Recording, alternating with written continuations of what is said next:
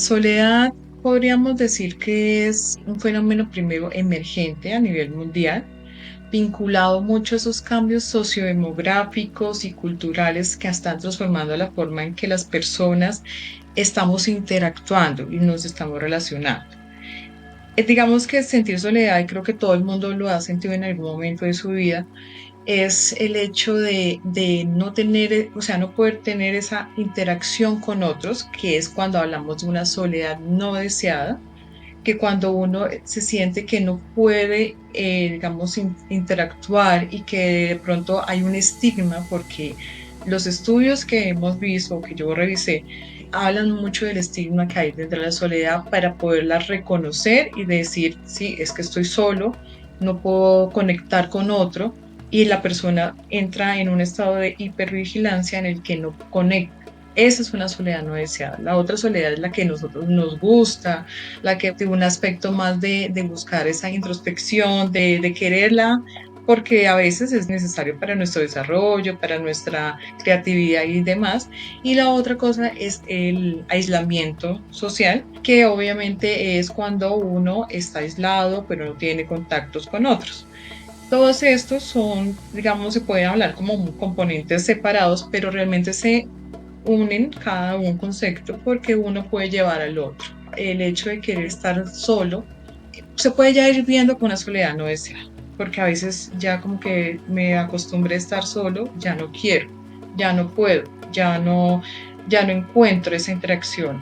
El hecho de que yo me aíslo, como lo que pasó en pandemia, precisamente mi tesis se hizo en ese periodo de pandemia 2020 a 2023, donde nos aislamos, donde estábamos en las casas, podíamos estar con la familia, pero a veces podíamos estar solos. Entonces, eso hay un punto emergente.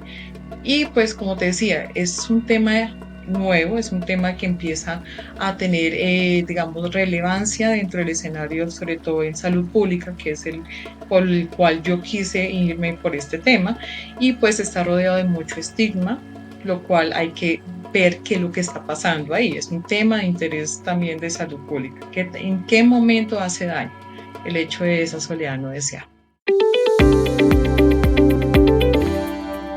En la literatura hablamos de estas tres: la soledad no deseada, la soledad deseada, el aislamiento, porque digamos que el concepto es muy polisémico, o sea, no podemos decir esto se define así, esto, porque es de acuerdo a la experiencia de cada quien.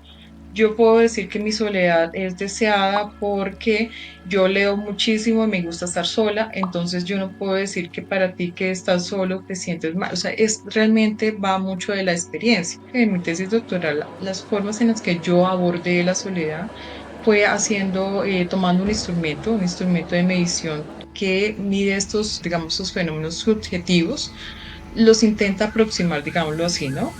Pero esa es una escala de 20 ítems, que es la escala de soledad de UCLA, que es un instrumento generalizado que se ha aplicado en estudiantes, en personas que están en cárcel, en madres y demás, pero en cáncer, en este caso en cáncer, no lo habían aplicado, no lo habían hecho. Entonces, en Colombia, pues es la primera vez que se aplica esta escala, y esa escala, pues obviamente lo que tiene es unos puntos de corte.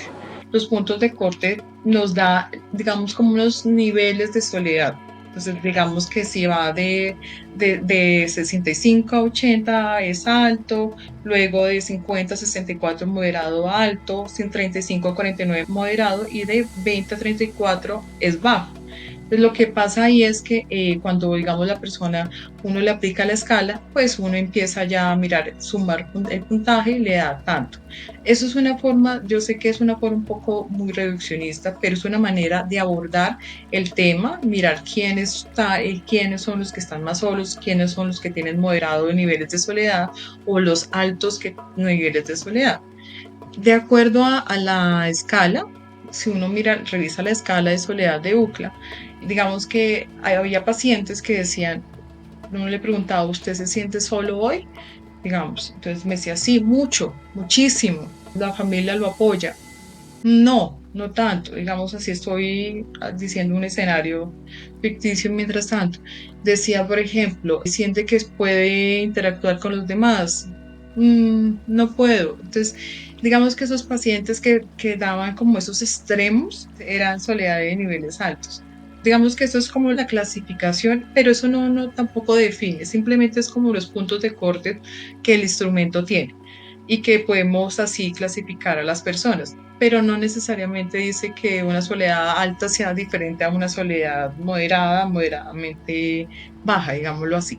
Simplemente era como mirar, tú tienes en niveles de soledad más altos porque no tienes amigos, porque no, la familia no te apoya, porque te sientes solos, porque te percibes que estás solo.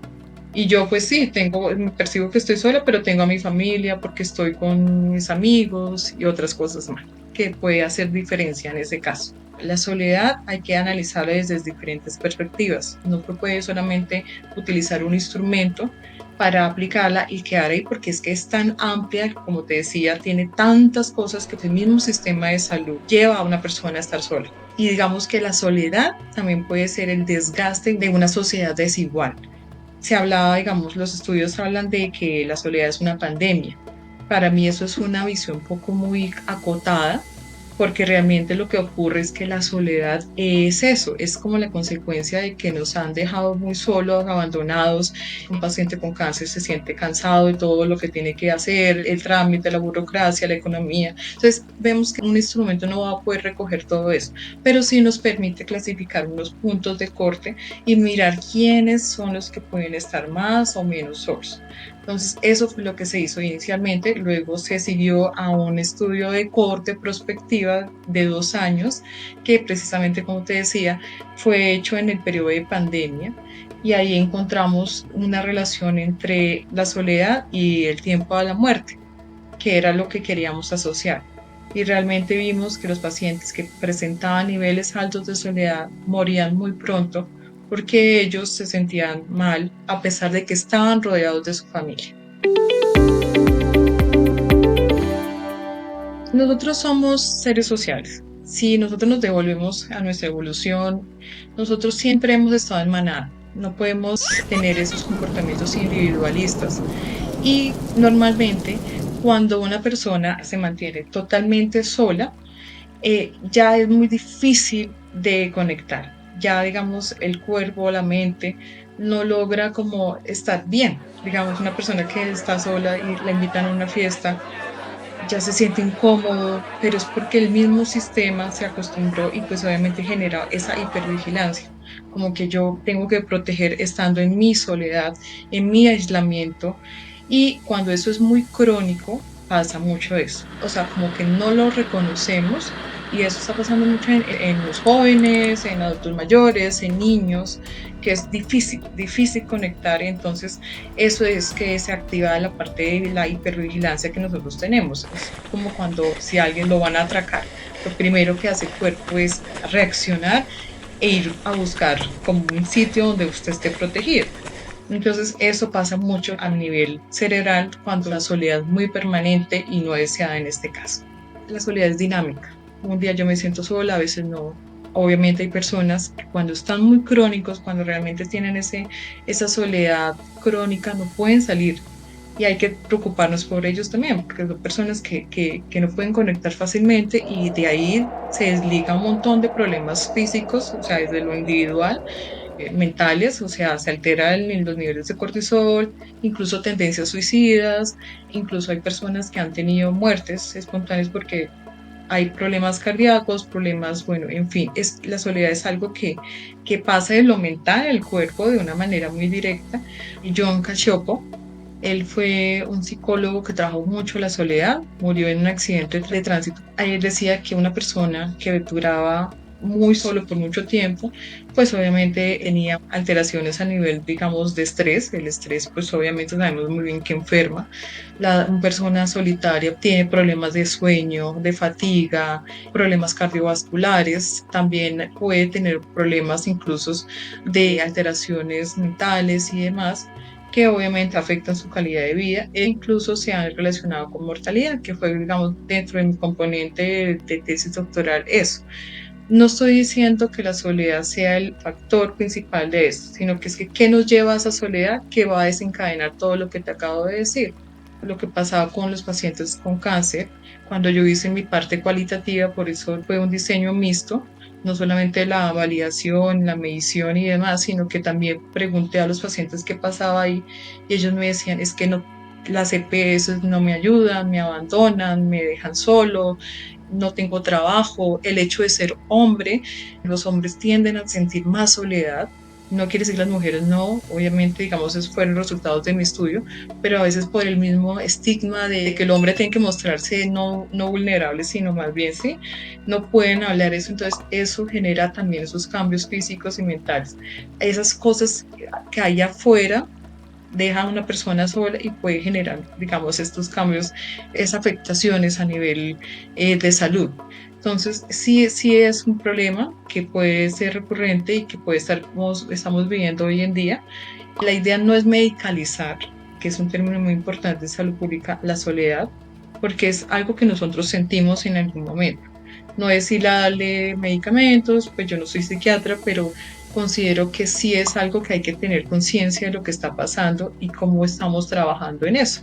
Más que todo por esos cambios sociodemográficos que va a pasar más adelante cuando la tasa de natalidad baje, cuando las personas vivan en grupos más pequeños, a veces ya no se casan, a veces no tienen hijos, y no quiere decir que no va a estar acompañado, porque me estaría contradiciendo, pero lo que me refiero es que cada vez vamos a estar muy solos y vamos a depender de pronto es más del sistema de salud, quien va a cuidar a una población que está envejeciendo, y eso tiene que ver mucho con los cambios sociales.